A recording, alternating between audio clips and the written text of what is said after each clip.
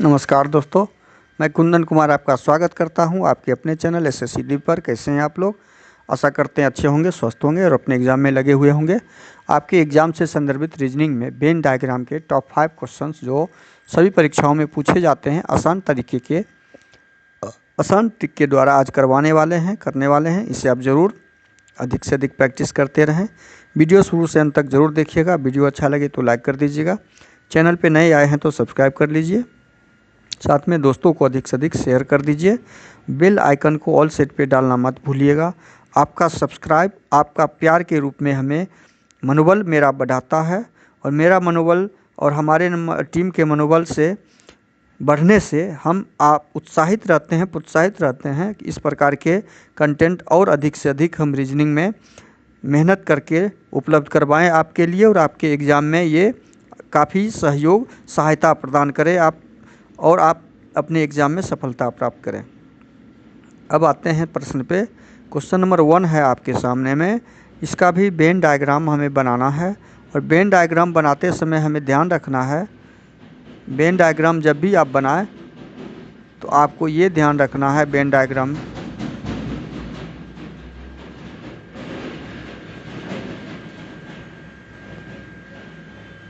Diagram बनाते समय आपको ये ध्यान रखना है कि शब्द जो दिया हुआ है, शब्दों का ही तो डायग्राम बनता है। शब्दों के बीच संबंध स्थापित करते हुए कौन सा शब्द किस प्रकार का प्रयोग होता है वो शब्द आप अवश्य ढूंढें। अब प्रश्न में दिया हुआ है सब्जी, हम विशेष ऊपर का अभी नहीं पढ़ेंगे, ऊपर आप पढ़ लीजिएगा। सब्जी, गोभी और आलू, ये 3 शब्द जो दिए हुए हैं आपके लिए, ये गोभी आलू सब्जी के अंतर्गत ही आते हैं, दोनों सब्जी का ही नाम है। अब इस प्रकार के डायग्राम जो हमने प्रैक्टिस किए थे उसमें ये बता रहे हैं कि इस प्रकार के डायग्राम का कैसे निर्माण करेंगे हम। इस प्रकार के डायग्राम के लिए हम सब्जी आएंगे तो पहले हम गोभी का बना लेते हैं। ये गोभी हो गया, आप आसानी से समझिएगा। उसके बाद ये हम डायग्राम बनाएंगे आलू का, ये आलू का हो गया। दोनों सब्जी हैं। अब जब दोनों सब्जी हैं तो दोनों सब्जी के अंतर्गत आएंगे। दोनों किसके अंदर आएंगे? सब्जी के अंतर्गत आएंगे। तो हमने सब्जी का बना लिया, हमने सब्जी का भी डायग्राम बना लिया। तो ये डायग्राम आपका किस ऑप्शन में है? ये डायग्राम ऑप्शन डी में है, तो इसलिए ऑप्शन डी आपका सही हो जाएगा, option D. Question number 1। Question number 2 आप देखिए। क्वेश्चन नंबर 2 में क्या है? कमीज, कलम और कपड़ा। कमीज, कलम और कपड़ा। कमीज कपड़ा से तैयार होता है तथा कलम क्या है? कलम इन दोनों से भिन्न है। तो कमीज जो है, अब हम इसका जब डायग्राम बनाएंगे तो कमीज पहले बन जाएगा और कमीज किससे बना? कपड़ा से बना, तो कपड़ा उसके बाद हम बनाएंगे। ये कपड़ा का डायग्राम बन गया। कमीज कपड़ा का डायग्राम जब बन जाएगा तो कलम अलग से बनेगा, क्योंकि कलम अलग चीज़ है। तो कलम हमने बना दिया अलग से। कलम बना दिया तो इस प्रकार का डायग्राम हमारे पास ऑप्शन ए में है। तो ये ऑप्शन ए क्या हो जाएगा? इस प्रश्न का सही आंसर हो जाएगा। इसको ज़रूर आप प्रैक्टिस अधिक से अधिक कीजिएगा। अगला नंबर क्वेश्चन आपका है क्वेश्चन नंबर 3। क्वेश्चन नंबर 3 में क्या है? सामान, दुकान, बाजार। सामान, दुकान और बाजार में क्या है कि सामान दुकान में और दुकान बाजार में होते हैं। अब इस तरह के डायग्राम के लिए आप शब्द का चयन आराम से शब्द को समझते हुए बनाइएगा कि पहले हमें सामान का बनाना होगा। ये सामान हो गया। सामान कहाँ में होता है? सामान होता है कहाँ पर? दुकान में। तो हमने दुकान का बना लिया। और दुकान कहाँ होता है? दुकान जब भी होता है तो बाजार में ही ना दुकान होगा, गांव का बाजार हो या शहर का बाजार हो। और उसके बाद हमने ये बाजार का बना लिया। इसका मतलब ये होता है कि बाजार के अंतर्गत दुकान आते हैं और दुकान के अंतर्गत सामान आते हैं। दुकान के अंतर्गत सामान आते हैं, जितने भी सामान होते हैं। तो इस तरह के डायग्राम आपके ऑप्शन बी में है। तो सही आंसर क्या हो जाएगा? Option B. क्वेश्चन नंबर 3 का आंसर निकल रहा है ऑप्शन बी। अब देखिए क्वेश्चन नंबर 4। क्वेश्चन नंबर 4 में क्या दिखाया गया? क्वेश्चन नंबर 4 में है फर्नीचर,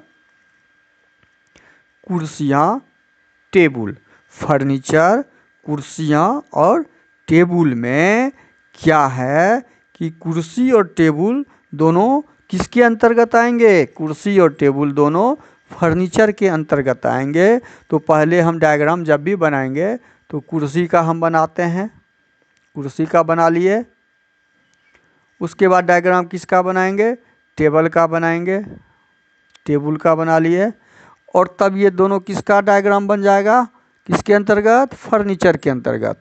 तब हम इसका बनाएंगे जब, तो फर्नीचर बन जाएगा। क्या बन जाएगा? फर्नीचर का डायग्राम। हम ये फर्नीचर का डायग्राम बना लिए। इस प्रकार के डायग्राम हमारे ऑप्शन डी में है। तो आपका कौन सा आंसर सही हो जाएगा? ऑप्शन डी सही हो जाएगा। तो क्वेश्चन नंबर 4 आप समझ गए। अब आइए क्वेश्चन नंबर 5 में। क्वेश्चन नंबर 5 आपके सामने है। 5 देखिए, 5 में है गेहूँ, रोटी और आटा। इसका डायग्राम बनाना है, गेहूँ, रोटी और आटा का। तो गेहूँ, रोटी और आटा, ये गेहूँ से आटा और आटा से रोटी, ये देखिए कितना आसान है। आटा से रोटी बनता है तो पहले हम किसका डायग्राम बनाएंगे? पहले रोटी का बनाएंगे। रोटी किससे बनता है? रोटी आटा से बनता है। उसके बाद हम आटा का बना देंगे डायग्राम। और आटा किससे बनता है? इस प्रकार आटा रोटी आटा से बनता है। रोटी जब आटा से बनता है तो आटा किससे बनता है? आटा गेहूं से बनता है। तो हम क्या करेंगे? गेहूं का डायग्राम उसके ऊपर बना देंगे। गेहूं का डायग्राम उसके ऊपर बना दिए। इस प्रकार ये डायग्राम आपका किस में है? ऑप्शन बी में है। तो ऑप्शन बी आपका सही आंसर हो जाएगा। वीडियो शुरू से अंत तक ज़रूर देखिएगा। वीडियो अच्छा लगे तो लाइक कर दीजिएगा। चैनल पे नए आए हैं तो सब्सक्राइब कर लीजिए। और आप सब्सक्राइब कीजिएगा तो मेरा मनोबल काफ़ी हाई होता है, बढ़ता है। और मनोबल बढ़ने से और आपका प्यार अधिक से अधिक मिलने से सब्सक्राइब के रूप में और शेयर के रूप में हम काफ़ी प्रोत्साहित रहते हैं और आपके लिए तरह तरह के कंटेंट वीडियो उपलब्ध करवाते हैं। और आगामी भी हम करवाते रहेंगे, ये मेरा आपसे वादा है। और ये सारे कंटेंट हम आपको बिना कोई चार्ज, बिना कोई फीस के हम उपलब्ध करवाते रहेंगे इस एसएससी दिव्य पर। इसलिए आप अधिक से अधिक शेयर ज़रूर कीजिएगा। सब्सक्राइब करने के बाद अपने दोस्तों में बेल आइकन को ऑल सेट पे ज़रूर डाल दीजिएगा। थैंक यू, धन्यवाद। जय हिंद, जय भारत।